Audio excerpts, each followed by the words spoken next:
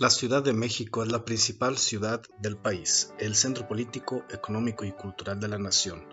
Al sumar más de 20 millones de habitantes, la movilidad es un servicio crucial para mantenerla en funcionamiento. El sistema de transporte de la capital es el más extenso y complejo del país, con 12 líneas de metro, trenes interurbanos y suburbanos, metrobús, trolebuses, tren ligero, teleférico, autobuses y microbuses. Si te gusta el transporte o lo usas diariamente, te habrás preguntado cómo llegó a ser así. Una forma de enterarte puede ser visitar el Museo de Transportes Eléctricos de la Ciudad de México. El museo se ubica sobre la Avenida Municipio Libre Eje 7 Sur en San Andrés de Tepilco. La línea 3 de trolebús te dejará a unos metros de la entrada, y también lo puedes tomar de regreso hacia Mixcoac.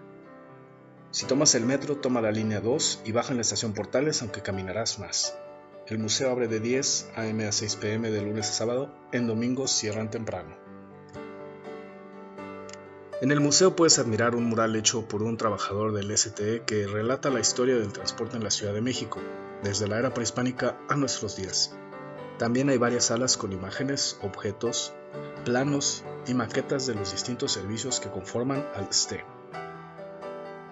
En el área central del museo puedes ver piezas, herramientas, pero sin duda lo más atractivo son los vehículos conservados y restaurados, a los cuales puedes subir. Hay tranvías, trolebuses, un tren ligero y hasta una cabina del cablebús. Ahora daremos un recorrido por la historia del transporte eléctrico en la Ciudad de México a través de sus vehículos. El ferrocarril llegó a la Ciudad de México en 1857 con la línea hacia la Villa de Guadalupe, la cual debía continuar hasta Veracruz, pero como ya vimos en otro episodio, tardó varios años en completarse. En 1858 se inauguró la vía a Tacubaya, que era entonces un sitio de paseo y recreación para los capitalinos. Existieron varias empresas dueñas de distintas vías que entraron en competencia por alcanzar los puntos cercanos a la Ciudad de México. En aquellos años se llamaba al nuevo medio de transporte como ferrocarril, sin importar que funcionara con locomotoras de vapor, jalado por mulas o hasta gasolina. Aunque la tracción animal fue la más común, sobre todo en las vías al interior de la ciudad. Dos compañías de tranvías se fusionaron en una llamada Compañía Limitada de Ferrocarriles del Distrito Federal, que a su vez adquirió a las demás empresas. La formación del monopolio era necesaria para transicionar a la tracción eléctrica, la cual requería grandes capitales y una organización empresarial más integrada. Un empresario estadounidense, Frederick Stark Pearson, formó la Mexican Light and Power Company, que construyó el complejo hidroeléctrico de Necaxa para abastecer de electricidad a la zona del Valle de México. Además, adquirió la empresa de tranvías para operarlas de forma paralela. Los tranvías necesitaban energía eléctrica y esta empresa necesitaba clientes, por lo que fue un negocio redondo. El 15 de enero de 1900 fue inaugurada la primera línea de tranvías eléctricos que partía del Zócalo hacia Tacubaya, con la presencia del presidente Porfirio Díaz. En pocos años se fue electrificando la red existente de tranvías y sustituyendo la mayoría de vías de tracción animal. El tranvía conservado en el museo, conocido como Cerito, fue precisamente el vehículo con el que se inauguró este servicio de transporte en la Ciudad de México.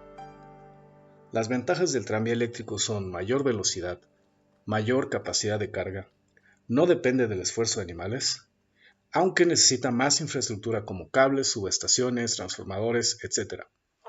La primera década del siglo XX fue la era dorada del tranvía eléctrico, ya que era el medio de transporte más moderno y eficiente, al grado que incluso la gente más acomodada usaba el servicio. Pero la Revolución Mexicana y el desarrollo de otros medios de transporte afectarían su desempeño. La Revolución Mexicana estalló en noviembre de 1910 contra el régimen de Porfirio Díaz, quien renunció al año siguiente. La Ciudad de México no fue afectada al inicio, pero luego de la caída del dictador Victoriano Huerta, fue el objetivo de los grupos revolucionarios.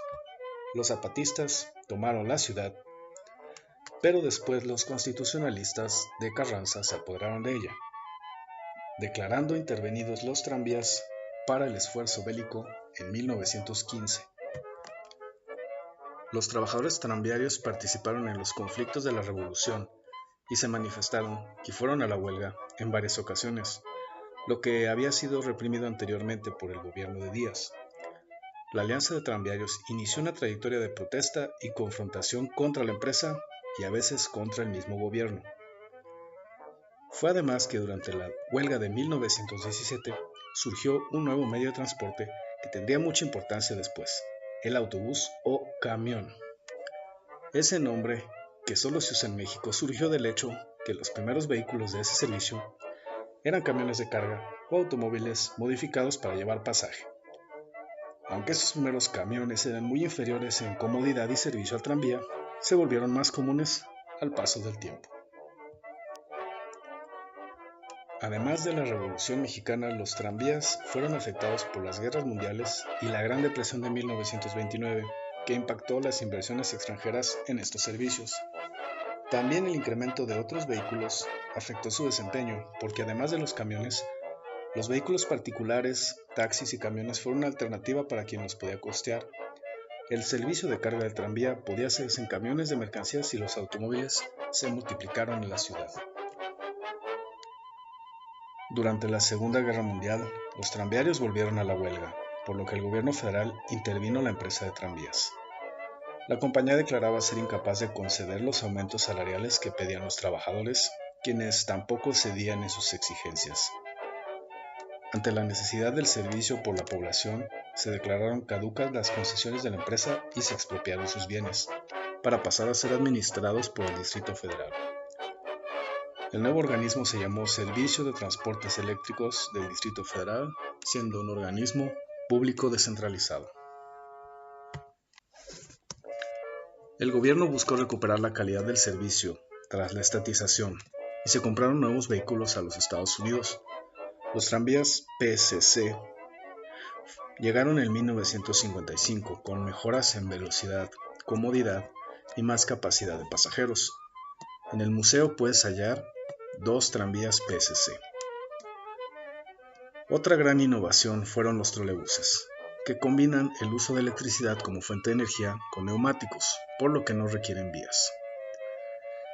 En esos años se pensó en extender la red de trolebuses para ir sustituyendo las líneas de tranvías. En las décadas posteriores a 1950, la Ciudad de México experimentó su mayor crecimiento y los transportes eléctricos ya eran insuficientes, por lo que se recurrió a un verdadero transporte masivo, el metro. Desde al menos la década de 1940 se pensó en construir un sistema de trenes metropolitanos en la capital de México, pero la oposición política del regente y las dudas sobre la posibilidad de hacer túneles en el subsuelo mantuvieron el proyecto solo como eso. Pero hacia 1967, antes de los Juegos Olímpicos, se retomó el proyecto y se comenzó a construir el sistema de transporte colectivo. El metro se merece un video aparte, pero su apertura fue un éxito total para el gobierno y también la iniciativa privada. El transporte eléctrico se vio afectado, pues varias de las líneas tranviarias más concurridas desaparecieron para ser sustituidas por el metro o bien redujeron su afluencia. En la década siguiente de los 70s se proyectó expandir la red de trolebuses en los nuevos ejes viales que se abrieron en la época, aunque no se logró en todos los casos. La inflación y costos del combustible volvieron más atractivo el uso del transporte eléctrico, pero el metro acaparó la atención y los recursos. En 1982 estalló la crisis de la deuda y todos los servicios públicos fueron afectados. Aunque el metro siguió expandiéndose, se plantearon alternativas más económicas de construir y operar frente a la demanda de movilidad. Una alternativa fue el tren ligero, que combina tranvías más amplios con vías separadas y estaciones más simples que en un metro. La ruta elegida para el primer tren ligero fue el tranvía de la calzada de Tlalpan, desde Tasqueña al Estadio Azteca, con 2 ramales a Xochimilco y Tlalpan. Esta línea sería un alimentador de la línea 2 del metro, pero operado por el STB.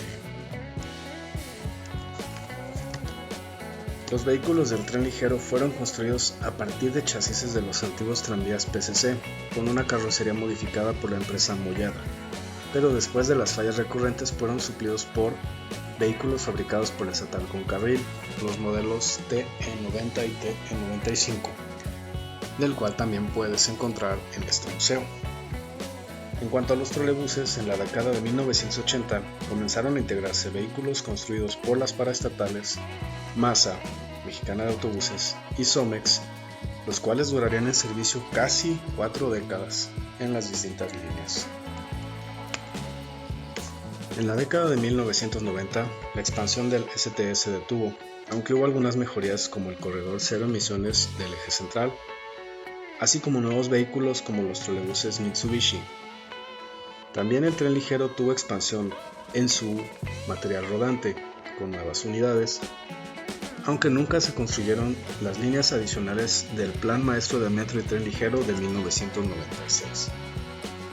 En el siglo XXI se dejó de expandir el STE y se favoreció el Metrobús, un sistema de autobuses articulados que incluso reemplazó varias extensiones del metro.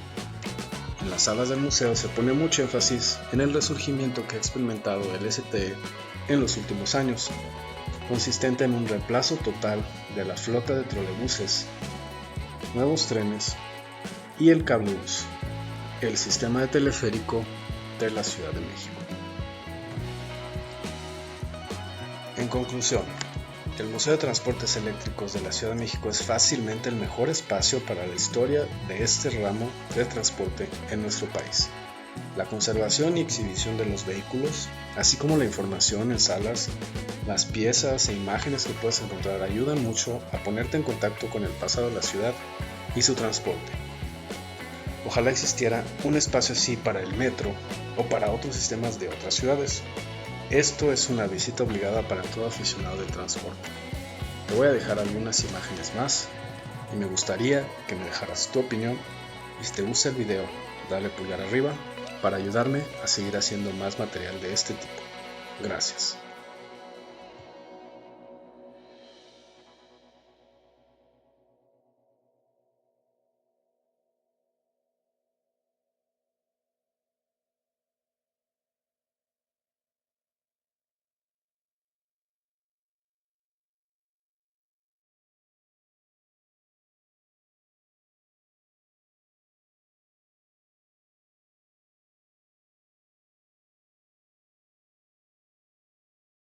Suscríbete o te atropellará un microbús XD.